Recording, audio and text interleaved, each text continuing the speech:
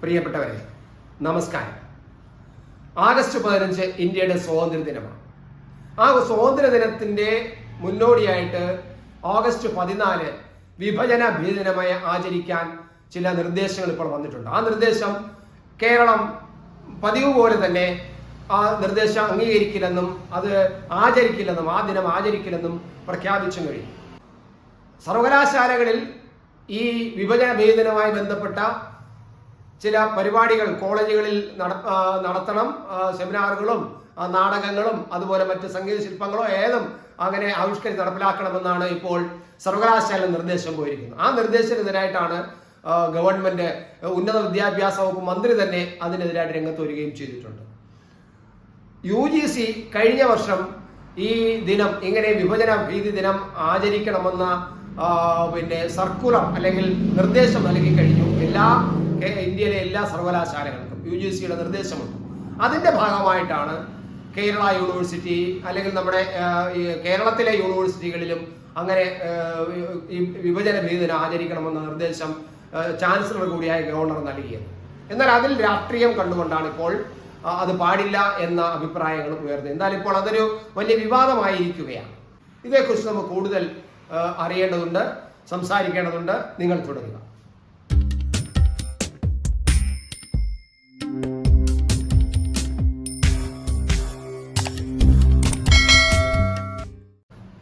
ചരിത്രം പഠിക്കുമ്പോൾ ഇന്ത്യൻ സ്വാതന്ത്ര്യം നേടിയത് എങ്ങനെയാണെന്നും സ്വാതന്ത്ര്യ സമരത്തെ കുറിച്ചും ഒക്കെ നമ്മൾ ഒരുപാട് പഠിച്ചിട്ടുണ്ട്. ചെറിയ ക്ലാസ് മുതൽ വലിയ ക്ലാസ് വരെ ഡിഗ്രി തലം വരെയും നമ്മൾ ചരിത്രം പഠിക്കുമ്പോൾ ഇന്ത്യൻ സ്വാതന്ത്ര്യ സമര ചരിത്രം ധാരാളമായി പഠിച്ചിട്ടുണ്ട്. പക്ഷെ അവിടെയൊന്നും നമ്മൾ ഇപ്പോൾ നമ്മൾ കേൾക്കുന്ന ഈ വിഭജന ഭീതി ദിനവുമായി ബന്ധപ്പെട്ട് നടക്കുന്ന കാര്യങ്ങളൊന്നും തന്നെ നമ്മളെ പഠിപ്പിച്ചിട്ടില്ല. നമ്മുടെ ചരിത്രം നമ്മളെ പഠിപ്പിച്ചത് രക്തരൂക്ഷിതമായ ഒരു തുള്ളി ചോര പോലും പൊടിയാതെ നേടിയെടുത്ത സ്വാതന്ത്ര്യമാണ് ഇന്ത്യൻ സ്വാതന്ത്ര്യം എന്നാണ് നമ്മളെ പഠിപ്പിച്ചത്, നമ്മൾ പഠിച്ചു വന്നത്.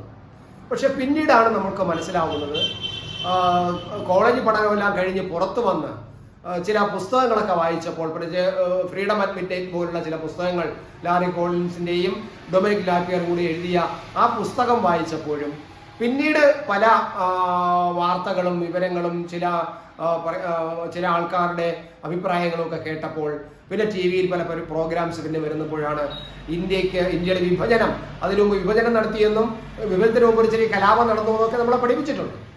ചെറുതെ തൊട്ടുപോയിട്ടുള്ളൂ. അതിന്റെ രൂക്ഷമായ കാര്യങ്ങൾ നമ്മളെ പഠിപ്പിച്ചിട്ടില്ല. എന്നുവെച്ചാൽ യഥാർത്ഥ ചരിത്രം നമ്മളെ പഠിപ്പിച്ചിട്ടില്ല എന്നതാണ് സത്യം. പക്ഷേ ഈ വിഭജന ദിനം നമ്മൾ ഇന്ന് ആചരിക്കുമ്പോഴാണ് ആ ദിവസത്തെക്കുറിച്ചും ആ ദിവസത്തിന്റെ ഭീകരതയെക്കുറിച്ചും നമ്മൾ ചിന്തിക്കേണ്ടത്.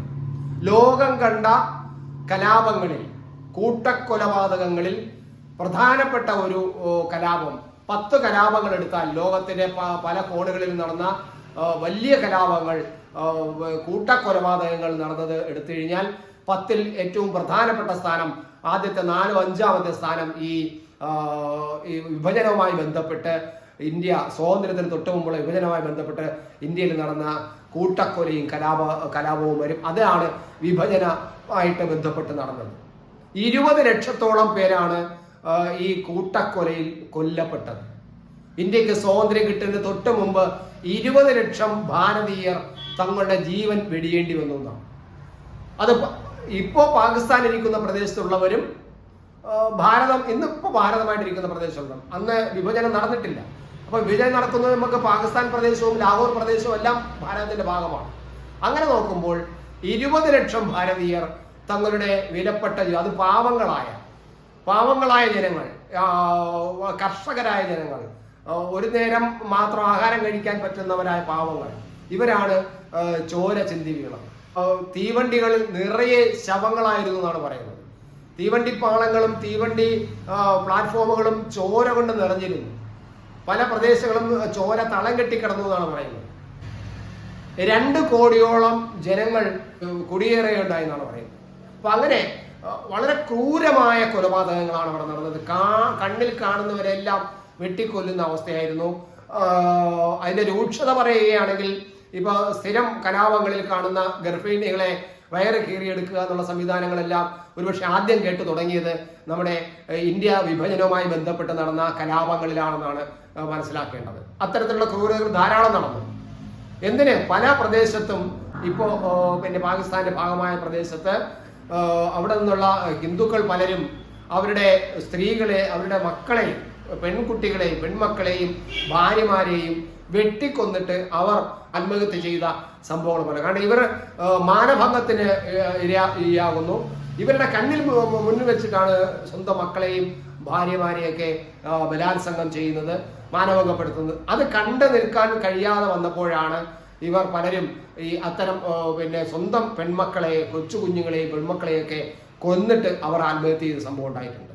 അങ്ങനെ വിറങ്ങലിച്ചു പോകുന്ന, മനസാക്ഷി വിറങ്ങലിച്ചു പോകുന്ന പിന്നെ കൂട്ടക്കൊലപാതകങ്ങളാണ് പലയിടത്തും നടന്നിട്ടുള്ളത്. ഇപ്പോൾ ഹിന്ദു ഭൂരിപക്ഷ പ്രദേശത്ത് മുസ്ലിങ്ങൾ കൂട്ടക്കൊല ചെയ്യപ്പെടുന്നു, മുസ്ലിം ഭൂരിപക്ഷ പ്രദേശത്ത് ഹിന്ദുക്കൾ കൂട്ടക്കൊല ചെയ്യപ്പെടുന്നു, സിഖുകാരും അതുപോലെ അവരുടെ മുസ്ലിം ഭൂരിപക്ഷ പ്രദേശത്ത് സിഖുകാരും അതുപോലെ കൂട്ടക്കൊല ചെയ്യപ്പെടുന്നു. ഇങ്ങനെ ലോകം കണ്ട ഏറ്റവും വലിയ രക്തരൂക്ഷിതമായ കലാപം, പലായനവും നടന്ന ഒരു കാലഘട്ടമാണ് ഈ നമ്മുടെ ഇന്ത്യൻ സ്വാതന്ത്ര്യത്തിന് തൊട്ടു മുമ്പ് നടന്നതെന്നാണ്. അതിന് ഒരുപാട് കാര്യങ്ങൾ പറയാനുണ്ട്. എവിടെ നിന്നാണ് തുടങ്ങിയത്, എപ്പോഴാണ് തുടങ്ങിയത്, എങ്ങനെയാണ്. എന്തായാലും പിന്നെ ഈ വിഭജന പ്രഖ്യാപനം വന്നപ്പോൾ തന്നെ 1947 ജൂൺ മാസം വിഭജന പ്രഖ്യാപനം വന്നു. British parliament India independence act എന്ന പേരിൽ 1947 ഒരു ആക്ട് പാസ്സാക്കിയുണ്ടാണ്. ആ ആക്ടിന്റെ അടിസ്ഥാനത്തിൽ 1947 ജൂൺ 3 ഇന്ത്യ രണ്ടായിട്ട് വിഭജിക്കപ്പെടും എന്ന് ബ്രിട്ടീഷ് ഗവൺമെന്റ് പ്രഖ്യാപിക്കുകയും ചെയ്തു. ഈ പ്രഖ്യാപനത്തിനെ തുടർന്നാണ് കലാപങ്ങൾ തുടക്കം കുറിക്കുന്നത്. ഈ പ്രഖ്യാപനം വന്നപ്പോൾ തന്നെ പാകിസ്ഥാനിലുള്ള ഹിന്ദുക്കൾ മുഴുവനും ആക്രമിക്കപ്പെടാൻ തുടങ്ങി. ഇങ്ങനെ ആക്രമിക്കപ്പെടുമ്പോൾ അത് താങ്ങാൻ പറ്റാതെ അവരവിടെ നിന്ന് പലായനവും തുടങ്ങി. അങ്ങനെ അവരുടെ പലായനത്തിന്റെ ഭാഗമായിട്ട് ഇവിടെ നിന്നും പിന്നെ മുസ്ലിങ്ങൾ തിരിച്ച് പാകിസ്ഥാനിലേക്ക് പോകാനും തുടങ്ങി. പ്രഖ്യാപനം വന്നതേ ഉള്ളൂ കേട്ടോ. അതിനു മുമ്പ് തന്നെ ഈ പലായനം നടക്കുകയും അക്രമങ്ങൾ തുടങ്ങുകയും ചെയ്തു. പിന്നീട് അത് സ്വാതന്ത്ര്യ ദിനം അടുത്തു വന്നപ്പോഴേക്കും കലാപം ശക്തമാവുകയാണ് ഉണ്ടായത്. ഒരുപാട് ചരിത്ര കഥകൾ നമുക്ക് പറയാനുണ്ട്. അതെല്ലാം ഒന്ന് ഓർമ്മിക്കണം നമ്മൾ എന്നതാണ് ഈ വിഭജന ഭീതി ദിനമായിട്ട് ആചരിക്കണമെന്ന് കേന്ദ്ര ഗവൺമെന്റിനെ തീരുമാനിക്കുകയും ചെയ്തിരിക്കുന്നത്. എന്തായാലും സ്വാതന്ത്ര്യ ദിനത്തിന് മുന്നോടിയായുള്ള ഈ വിഭജന ഭീതി ദിനം കേരളത്തിൽ പല ഭാഗത്തും ആചരിക്കപ്പെടും എന്നുള്ളത് തീർച്ചയായും തന്നെയാണ്. അങ്ങനെ ആചരിക്കപ്പെടുമ്പോൾ സംഭവിക്കാൻ പോകുന്നത് എന്തെന്നുള്ളത് നമുക്ക് കാത്തിരുന്ന് കാണേണ്ടത് തന്നെയാണ്.